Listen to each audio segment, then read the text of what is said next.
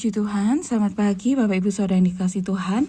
Kita boleh ada sebagaimana kita ada semua karena berkat Tuhan. Pada pagi hari ini, saya ingin membawakan renungan yang saya beri judul Iman yang Meruntuhkan Tembok. Ayat pokok kita di dalam Ibrani pasal yang ke-11 ayat yang ke-30. Karena iman maka runtuhlah tembok-tembok Yeriko setelah kota itu dikelilingi 7 hari lamanya. Tembok Yeriko runtuh setelah dikelilingi 7 hari lamanya.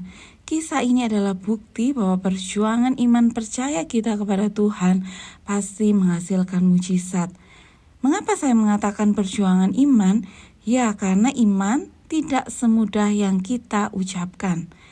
Yeriko telah menutup pintu gerbangnya, telah tertutup kota itu, dan tidak ada orang yang dapat keluar ataupun masuk.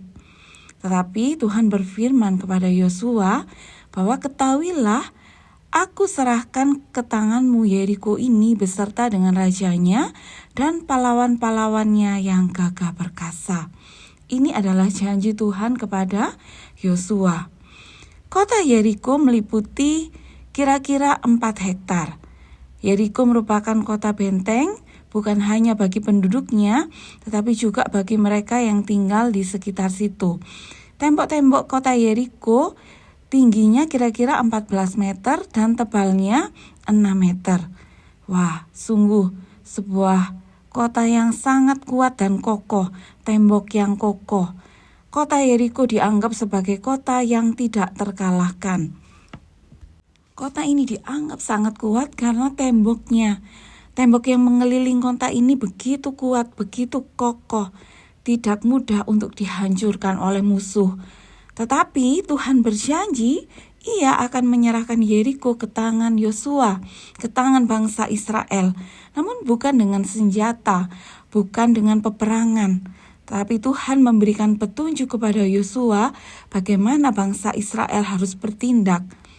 Tuhan berkata bahwa mereka harus mengelilingi kota itu. Tuhan memberikan cara-cara yang tidak pernah terpikirkan oleh bangsa Israel. Mereka harus berkeliling 7 hari. Mereka harus mengelilingi kota itu.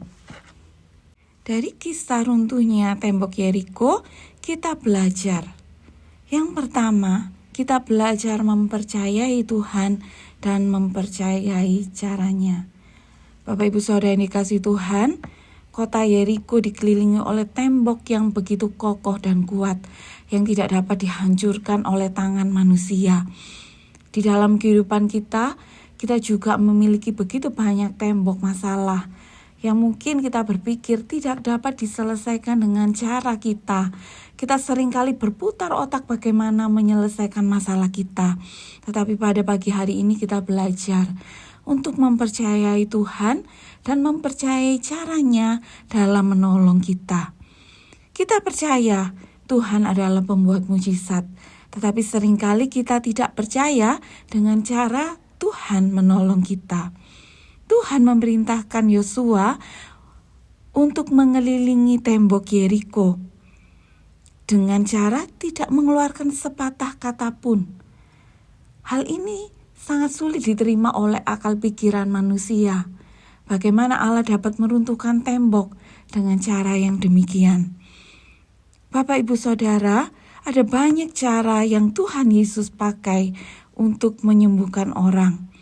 Dalam Yohanes pasal yang ke-9 ayat yang ke-6, dikatakan setelah ia mengatakan semuanya itu, ia meludah ke tanah dan mengaduk ludahnya itu dengan tanah dan mengoleskannya pada mata orang buta tadi.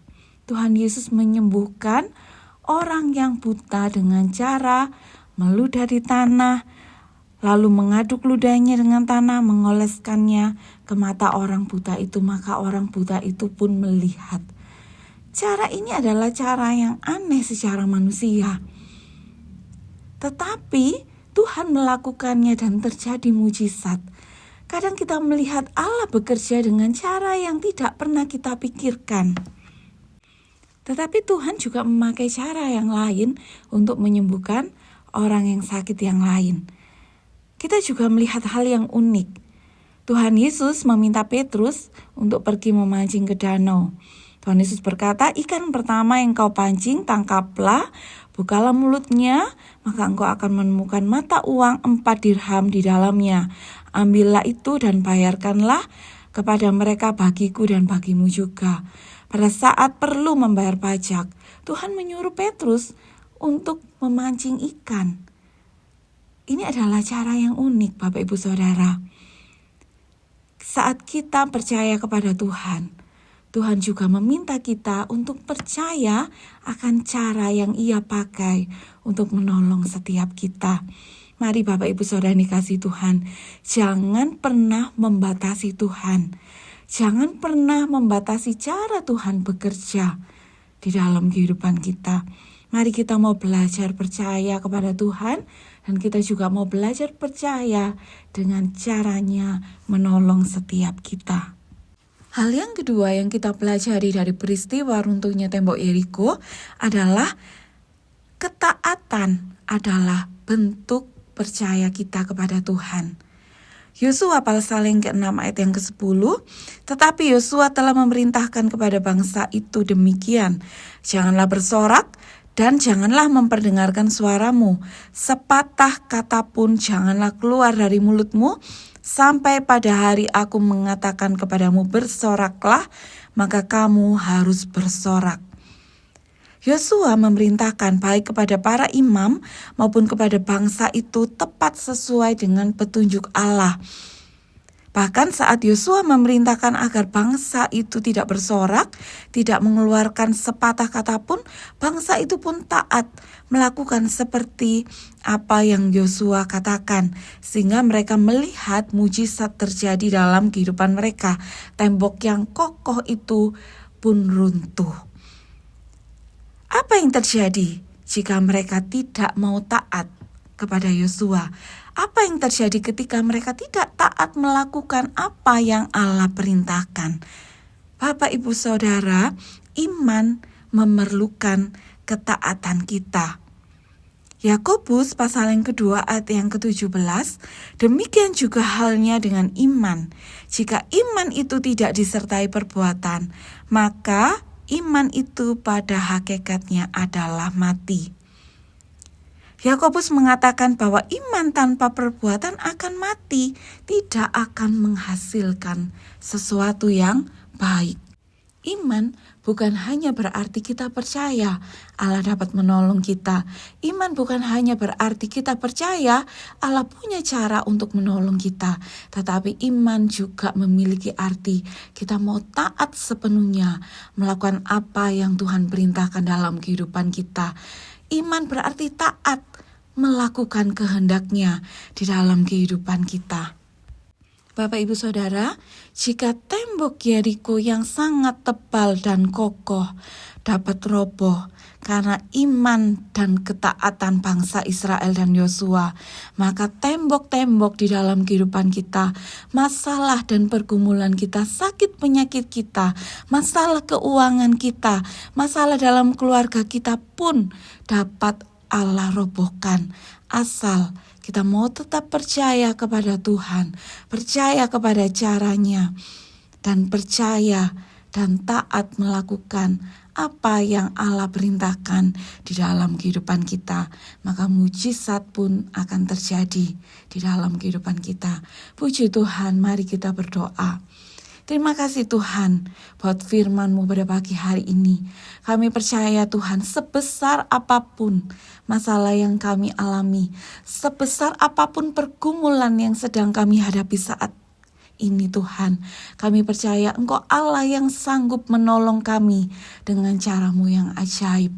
Kami mau percaya dan kami mau taat melakukan kehendak-Mu di dalam kehidupan kami. Memberkati seluruh sidang jemaat-Mu yang sudah mendengarkan firman-Mu pada pagi hari ini. Di dalam nama Tuhan Yesus kami berdoa dan mengucap syukur. Haleluya. Amin.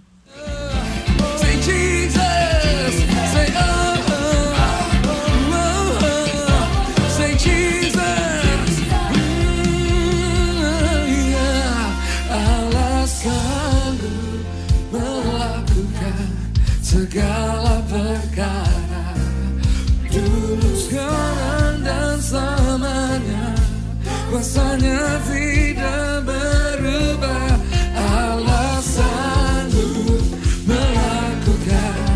segala